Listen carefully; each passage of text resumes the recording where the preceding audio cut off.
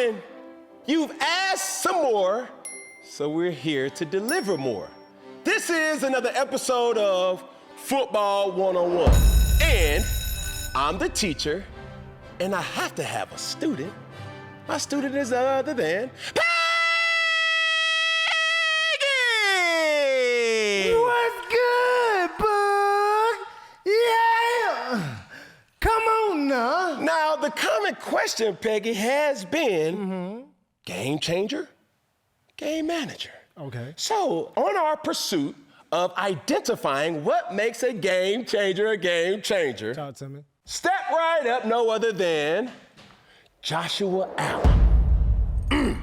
I couldn't wait for this one. Why? It's because Josh Allen is a person that I relate to the most. He's one of the quarterbacks in this league that played the game similar to how I played it. Now, what makes Josh Allen elite? What makes Josh Allen a game changer? What makes Josh Allen a big issue for defenses? It's three things, Peggy. Break them down now. It's three things, Peggy. I got my notepad. I said it's three things, Peggy. I'm writing. Number one, scrambling ability. Scrambled eggs, okay. Now, with that scrambling ability, there's two different parts. Are you scrambling to extend the play, to throw, or are you scrambling to make a play with your legs? And thirdly, he's still a quarterback that throws the ball at an elite level. Peggy, I have some footage here that identifies and shows you and the people what makes a game changer in Josh Allen a game changer. All right, I want to make sure I get everything. We got scramble number one. So scrambling with the intent to extend the play, to throw, or scrambling with the intent to make a play with your legs. Okay. Now, in this first clip that we have here, which is the AFC wildcard matchup between the Buffalo Bills and the Denver Broncos. Now, pre-snap read, we've already identified certain things to be. They're coming out of an 11 personnel. 11 personnel is one back, one tight end. That back is outside of the formation to give Josh Allen, the signal caller, the identity of what the defense is trying to do. Now, as we play right now, boom, that guy motions back into the backfield. That guy was initially about to go out to cover the running back. So it's some form of man-to-man. Man-to-man. What man? I don't know. So as this running back is coming into the backfield, Peggy, there's one thing that play callers and quarterbacks need. They need identifiers pre-snap so that they can know what the defense is trying to do to them. With that running back being in the backfield, as 55 was about to go out to cover him, that tells the quarterback that they're either in man-to-man or some type of match. Okay. Still equaling man-to-man. Now, here we go. Boom. Now, what does Josh Allen do? It's not pretty, bro. So I'm extending the play. They do a good job with trying to contain him, which you oftentimes have to do. Guys like Josh Allen, guys like Lamar Jackson, we have to find ways to stay in our rush lanes as defensive linemen and be extremely mindful that he can't attack us with his legs. So the Broncos still try to stay in their lanes, containing Josh Allen to the best of their ability. But this is what happens. He's extending the play, and then it's a heave.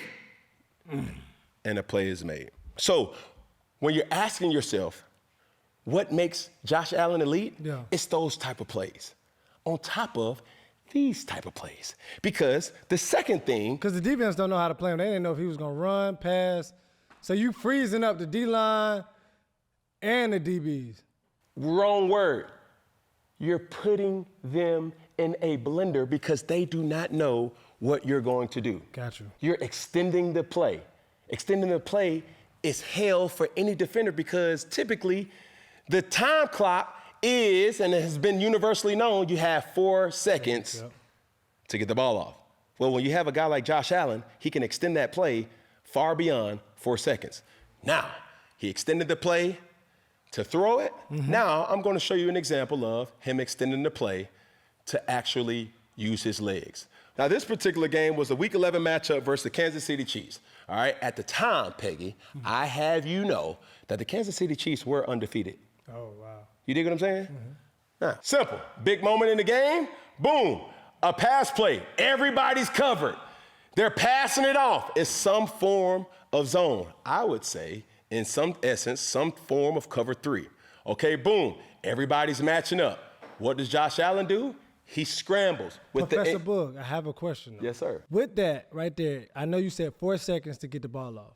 It's like he dropped back and everybody was covered. Like, as a quarterback, how long does that take to unravel? I know you said 4 seconds, but it might be sooner. Typically, it's 4 seconds. When I mean 4 seconds is when you get the snap and the play is developing. The rush typically gets to the quarterback within 4 seconds. That's on average. Now, there may be 3 seconds, there may be 2 seconds, there may be 5 to 6 seconds. Yeah.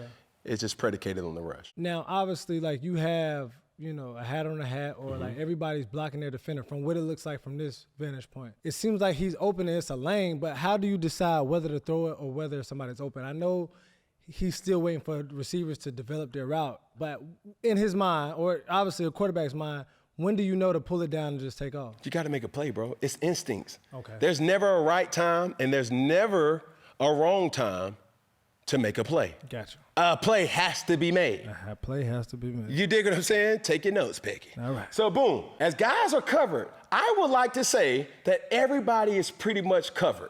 Would you say, Peggy? Yep. Now, one thing or one person that's not covered is who? The quarterback? Hello. Boom. It's 4th and 2. Game on the line right now. Yeah. We need a play to be had. Look no further than dun-dun-dun-dun, Josh Allen. How do you stop this? A Mack truck running full speed. He makes a play.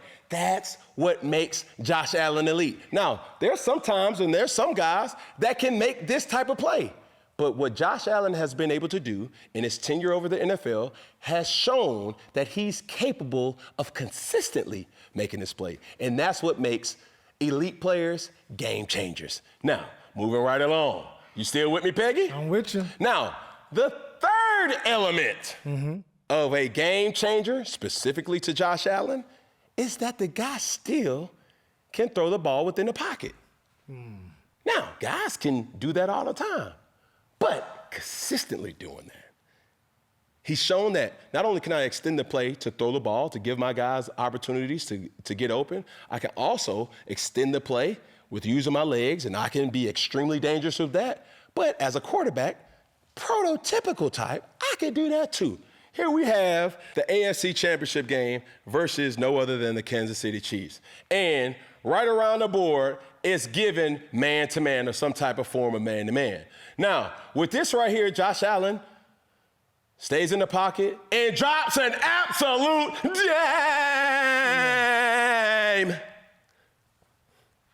Over the shoulder, bro. But let me ask you that. When a quarterback, obviously you're staying in the pocket, do you, even at some place, do you look at all your receivers or you kind of eye one person that you know? In every single route concept, Peggy, there's a primary receiver or a primary read that every quarterback knows.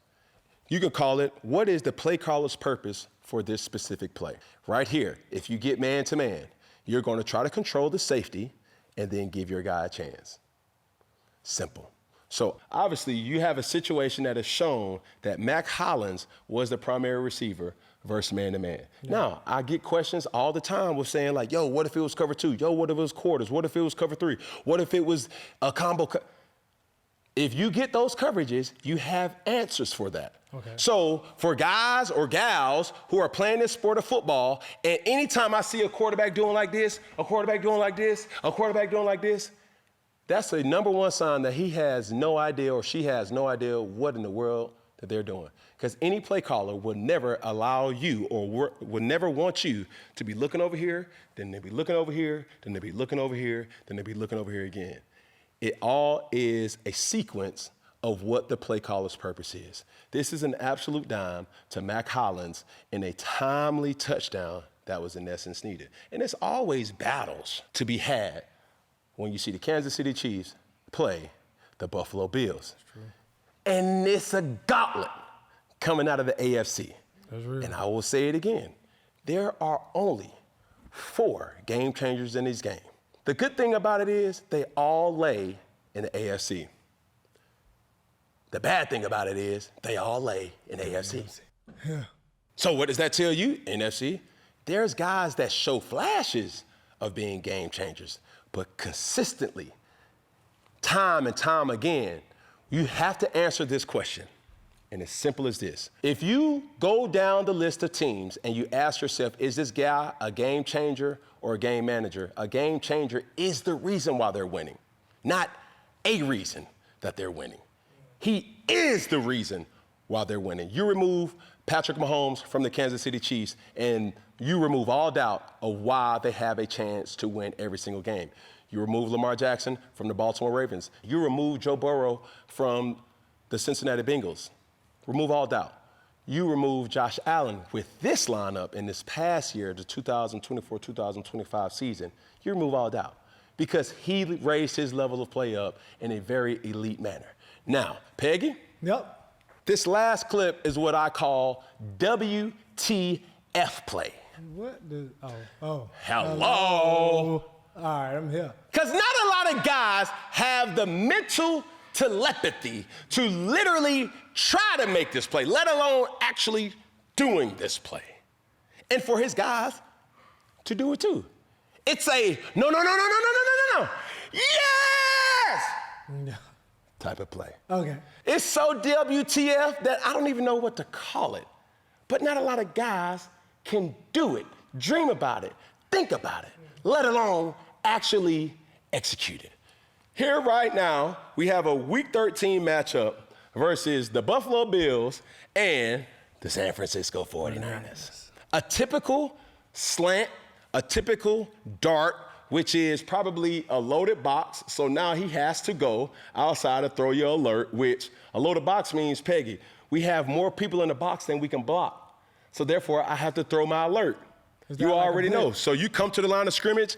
It's not even anything that requires anything other than you look over there, you give that look as normal as possible. The receiver should already know. What that mean? If you know what you're supposed to do, meaning that you got to get in your playbook, Amari Cooper, and if he's expecting you to run a dart, you have to run a dart. Now, going back to a WTF type of play. Let me ask you a question before you start there. When you get at 9, receivers only have one route. That's all they're running. This ain't like no this. option, No, bro. You don't have Gotcha. time to do all that. Coming out of the line of scrimmage, it's either a dart, and in most cases, if it's press man, he's probably running the fade. Now, do a receiver give you body language back that they got it? Is it a head nod? That's why you watch film. That's why you practice. That's why you really go over it, and you uphold your end of the bargain when you know what you're supposed to do. Gotcha. Because if I'm expecting this receiver to understand what he's doing, as soon as I get up under the center and I start making my call, I'm expecting him to run a dart. Boom, set 180, boom. I snap the ball just to clear the center. I'm throwing a dart. I don't have time to be patting the ball around, and it could potentially be a pick if you don't do it. Yeah. You see what I'm saying? Yeah, this is going to be a wild question, but this is definitely for the audience. How do quarterbacks know when you're changing stuff up? How do you all know that they understood or heard you? That's a great question. But more times than not, the sight adjust or any alterations to the route is in the actual play. Okay. So he may say, hey, we got green right, which may be a heavy personnel grouping, 46 lead, alert X dart. Okay. On one-on-one, ready, break. So they already know what to do, alert. So boom, it's not, hey, it's simple as boom, set wide 80, hey, easy. Hey, 52's the mic. You gave that nod right there. He already knows what he's supposed to do. You dig what I'm saying? Hey, easy. Hey, alert. Hey, some do like this, some do like this, some do like this. It doesn't matter what it is, but as long as we on the same page. When that receiver comes to the line of scrimmage, he's not gonna say, hey, bro, I got you, dog. No, he's not gonna do that. He's just gonna simply, okay, bro, I got you. When the ball snap, one step dart. Gotcha. All right? Now, going back to the film, because this is most definitely a WTF type of play. Peggy, what is this? Amari Cooper catches it, he's falling down, and then he pitches it back to this specimen of a man in Josh Allen. Not only did he do it, he did it at a high level and scores a touchdown. So, what makes him a game changer? Some do it, but not a lot of people do it consistently. And there you have it, ladies and gentlemen, boys and girls, football 101.